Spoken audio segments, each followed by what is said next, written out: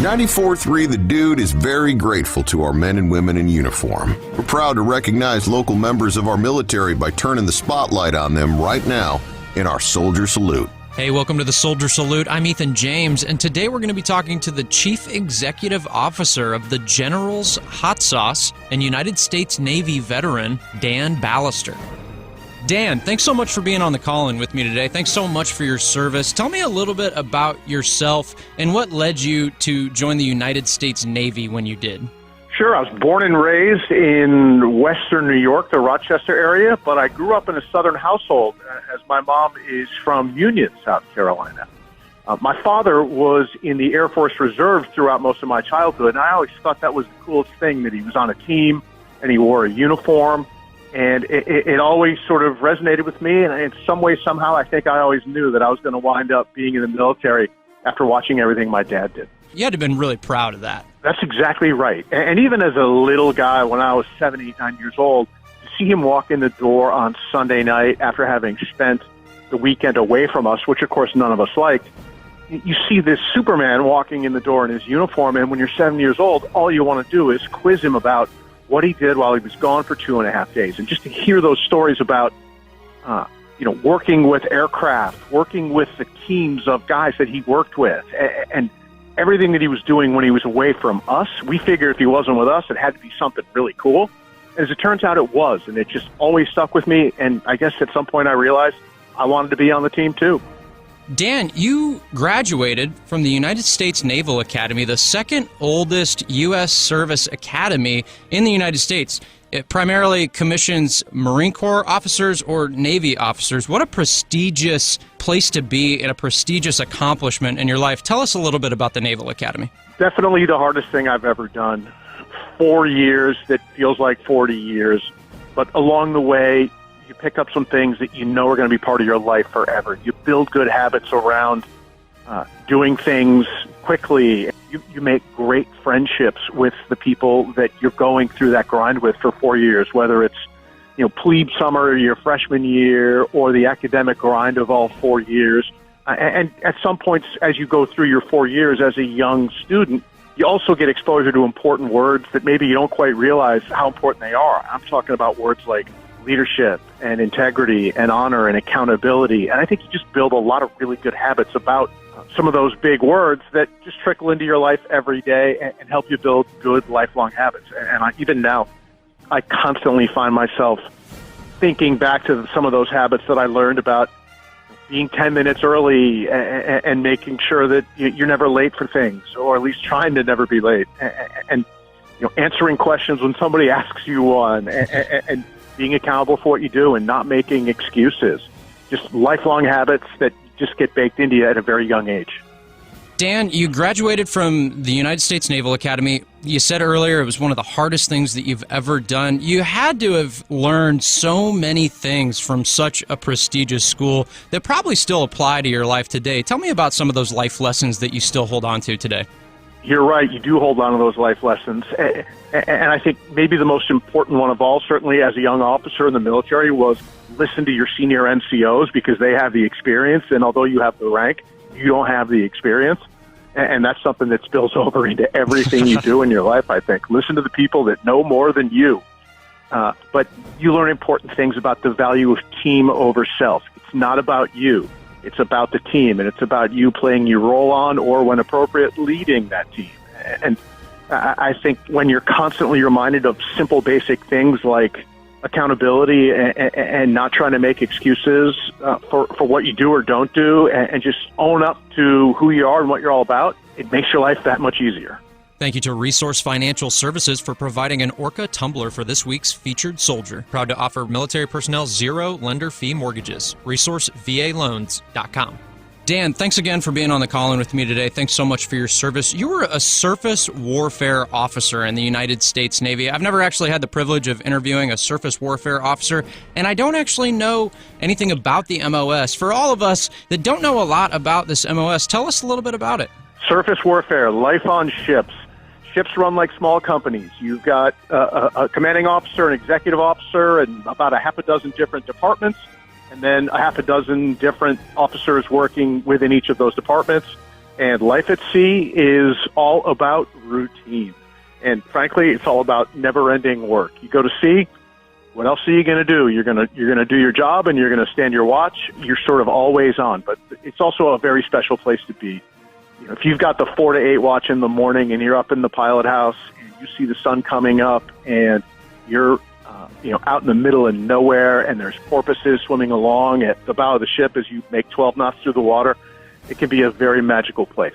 Yeah, I would agree. The nights out there on the deck, just listening to the sea, I mean, it's so peaceful. Do you ever miss that? You ever miss being on the ship? I think anybody who's ever been at sea misses it at some point when they're not out there. Fortunately for me, the first ship I was on was an amphibious dock landing ship, so I had the fortune to go to sea with Marines. And I won't lie to you, I miss my Marine buddies as well. Dan, you served a lot of time on naval vessels while you were in the United States Navy. I, too, served quite a bit of time on naval vessels. I get a lot of people, whenever I talk about my service, they ask me how hard it was being on ship, how complicated, how miserable. And I often tell them, and I think you're going to agree, ship life ain't that bad. It isn't that bad if you manage your expectations, I guess. It's about routine. It's pretty loud. It's fast-paced. There's not a lot of downtime. It's hard to get sleep.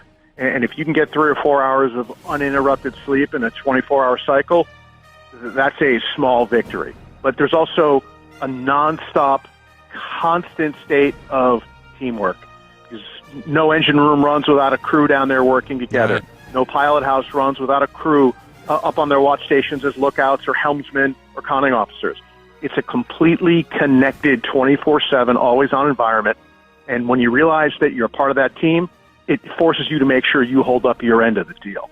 And the most important part, right? There's chow 4 times a day. Who can't beat that? I would argue with anybody who wants to tell you that Navy food isn't good. Chow was, the Navy always delivered for me, and I have the old, bigger belts to prove it. Dan, again, thanks so much for being with me this week on the call-in for the Soldier Salute. You're the Chief Executive Officer of the General's Hot Sauce, Columbia's own hot sauce company. You started this business back in 2012, and since then it's grown quite a bit. You're shipping to all 50 states, over 6 different countries. The business just seems to be going so well. Tell me about the success of the business, what you're looking forward to in the future. Tell me about all of it. The success of this business, it comes from being lucky enough to have assembled a great team. We are growing. We're working hard to keep growing. We know that we certainly want to make a great hot sauce and put it into a cool bottle, but we are really all about trying to do what we can to donate money to help military and veteran families as we continue to grow. We're going to keep our heads down, and unspectacular work leads to spectacular results, we hope. So that's what we're going to keep trying to do. The General's Hot Sauce isn't in the Walmarts and the Targets and the Lowe's Foods of the world. You guys aren't in there. Why is that? You could say that we have a strong affinity for doing what we can to help let's just call them the stores on Main Street of America.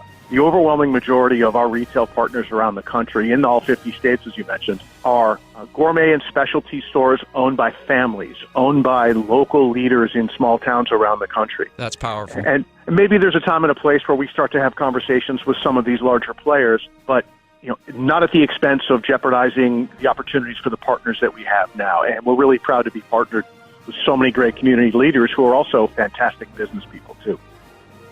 Dan, again, thanks so much for being here with me on the call-in this week. The General's Hot Sauce, we've talked a lot about it, but I gotta know the donation aspect behind the business of the General's Hot Sauce.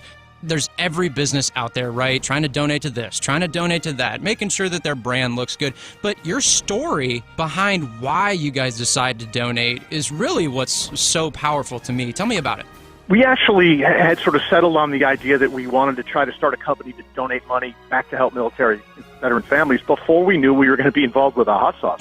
That was really the centerpiece of how we started to kind of talk this one year at the Army-Navy Tailgater. Once we realized that we were onto a good idea of forming a company whose proceeds we could throw off to help military families, we settled on the idea that our friend, who happened to be a general at the time, was the hardest working man at that tailgater making buffalo wings. And ultimately, once somebody recognized that man deserved his own hot sauce, a company was formed, and we're off to the races. That's another cool aspect of the company, right? The General's Hot Sauce is actually based off of a current 3-star Marine Corps general whose name you guys keep secret because he'll blow up in fame, right? Once people find out that the General's Hot Sauce is named after him. What's this guy like? You know, is he really that guy? I mean, is he really good with the hot sauces? What's he like? The General is the kind of friend that everybody wants to have in their lives. He doesn't have anything to do with the day in the life of. He's not involved in any way in this business other than just to be a role model for his buddies. But for us, as friends, this is a great friend I've known since I was 17. So I've got a friend of 30 years who's doing important things in life, and it's really cool to see your friends from a young age sort of grow into these substantive roles in society. That man is truly making a difference in the world, and I feel real lucky to have him as a friend. If he retires, are you guys going to release his name? Will he get involved? That will be his decision to make and not ours. But you will never get his name out of us, not even at gunpoint. Thanks for joining us in our Soldier Salute, presented by Little Pig's Barbecue, serving Columbia since 1963 with that bodacious buffet. And Palmetto State Armory, American made for life. And Franklin Equipment, rent, buy, rely. And Atkins Law Firm Workers' Comp Attorneys, who you hire matters.